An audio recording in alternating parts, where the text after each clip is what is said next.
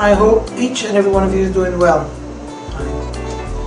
Certainly, given some of the things that we've been hearing around the country, there are plenty of news and so much negativity going on.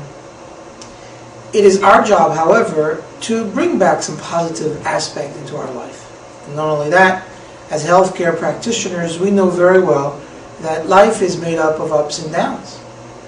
There's no way at any given time a person can always be healthy or always be happy or always be good or always be on the upside. It's not possible. Life is a turning wheel. Sometimes you're on top, sometimes you're on the bottom, sometimes you're right in between. But there are certain things that don't need to ever be not taken care of properly.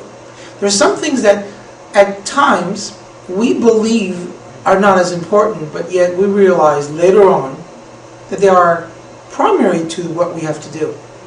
And this has to do with time management. Interestingly enough, time management is a very important aspect of any successful person. If you truly desire to accomplish on a daily basis a certain amount of tasks, if you truly desire that your day be full and fulfilled with all types of directives and that those directives actually have positive action on your life, if you desire that no matter what you do, but at the end of the week you can look back and say, I have done so much this week, I've accomplished so much, this has been a great week. The only way to do this is time management. Let's talk a little bit about time management. I'm asked all the time, on a daily basis, literally, and sometimes 2-3 times a day. I'm told this way, I'm able to see some patients, I'm able to treat them, I'm able to look at the billing, but I'm not able to do all of it at the same time. I get another call from a doctor who will say to me, interestingly enough, today I was so busy, I just treated so many patients, I didn't have time to make sure that all my billing was appropriate, or my coding was appropriate, or my documentation was good. I get another call where a doctor would call me and say, you know, it's amazing. This was a busy week, but I wasn't able to look at all my records. I just treated patients, but I never went back and verified whether or not what was done was appropriate. If you think about it, statements such as these are a clear description of a total misunderstanding of what time management is all about. The beauty of time management is that it takes your day, puts it into compartments, and makes sure that on a timely basis, each action is taken and executed.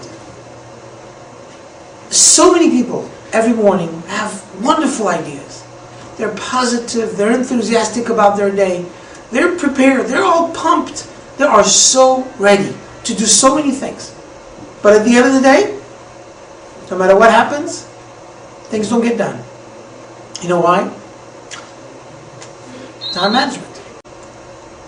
Interestingly enough, if you find yourself putting this one goal into motion one time, you'll be able to do more. So here's what I'm suggesting. And I'm not saying that goals are not to be put out and planning is not to be set out. No, that's not what I'm saying. You have to have goals, you have to have planning. But the attitude is not so much, let's put all these plans onto paper and let's think it through. What matters most at the end of the day is the action. It's not the thought, it's not the speech, it's the action. That's what matters. And you see this often in people's life. I love my children. I think about them all the time.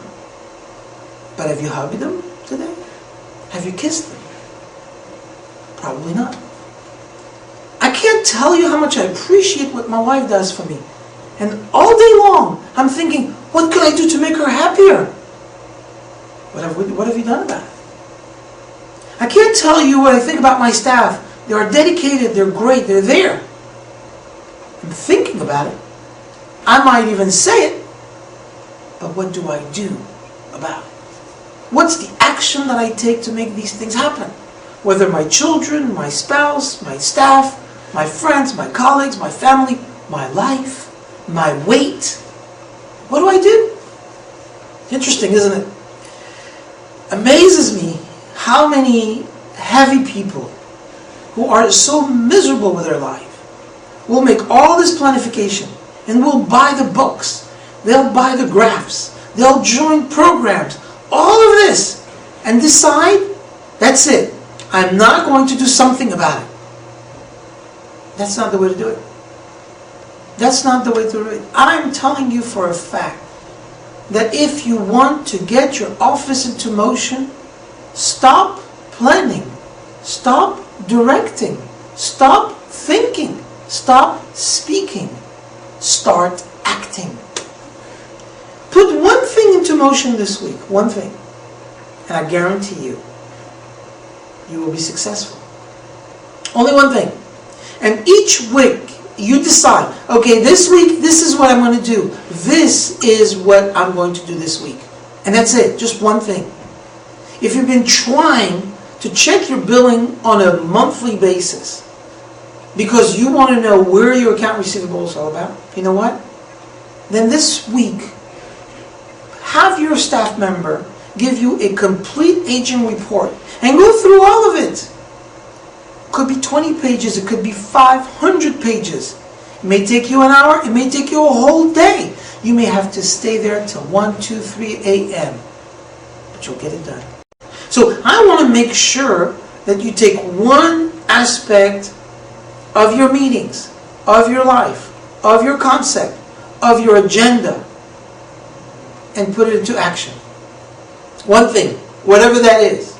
And if you're not too sure, as you know, you can always call me. I always remain at your service, and we can exchange that. We can go over it. But this one thing that we're talking about, I want you to put it into action. I want you to keep it up. So two things. Put it into action and be disciplined enough to keep on going. With this organizational skill, you will not only benefit, and you'll make so many people around you benefit, but you will render the care to your patients that they deserve. The only way to do that is for you to be organized. And it's interesting enough, if you do this in your professional life, you can also do this in your personal life, in your family life, in your spiritual life. It's all a matter of discipline. As you know, as a Jew, I have certain responsibilities because of my religion. So every single morning, I have to pray. There are certain prayers that, as an Orthodox Jew, I have attend to. And I do, every single day. So I have one in the morning, one in the afternoon, and one in the evening, and one before going to bed. Every single day. 4 times a day. These prayers are time-consuming. It helps me focus on what life is all about. It gives me the directives as to what I should do. Now, I do it because I feel it is a duty, since this is part of being a Jew. At the same time, I do it because I believe it's important for me to have direction and to have a certain connection to God. However, what it has taught me is that by being disciplined in my religion, I also have to be disciplined with my own body. And so therefore, on a daily basis, I exercise. On a daily basis, I watch everything that I eat. On a daily basis, when I eat, I make sure that I only eat the right amount, and on a daily basis, I cover all the grounds that I have to maintain a healthy body. Just as well, I do the same thing with my family. The manner of which I learn to live my life and agree to live my life upon that way, that discipline has also taught me that I have to take care of my own family this way. So on a daily basis, I make sure that I speak to all my children one at a time. And as you probably know, I've got 7 kids. Not easy to teach all of them one little thing per day. And thank God technology today has made it so simple. I can text message, I can send a BlackBerry image, I can just send a quick email. It takes minutes. And sometimes 2 of my children, just because of where they're at in their life today, receive exactly the same message. And it'll be quick things, something like, I miss you today, I'll see you at dinner tonight. So 2 of the kids that are at home could probably get the same message. So I knocked 2 off. I got 5 to go. How would I do this? I tell you what's even more complicated or more challenging. I've got a kid that lives in New York, one that lives in Australia, and one that lives in London. Thank God, all 3 of them are married and with children. How do I make it so that it gets there on their day or at a certain time of the day? Discipline. Discipline. Why do I share this with you? I am concerned because lately I'm hearing so many doctors, so many offices calling me and saying, the clinic is growing, but there's chaos. Things are happening, but I don't see the results. I'm moving a lot of stuff, but I'm not making more money. I'm helping a lot of people, but the billing is not going out. You're transferring into a beautiful arena of what a true multidisciplinary clinic is all about. But you must do it in an orderly fashion. You have to do it with care. You have to do it with attention. You have to do it with a precise motion. But most of all, you have to do it in such a way that you're organized.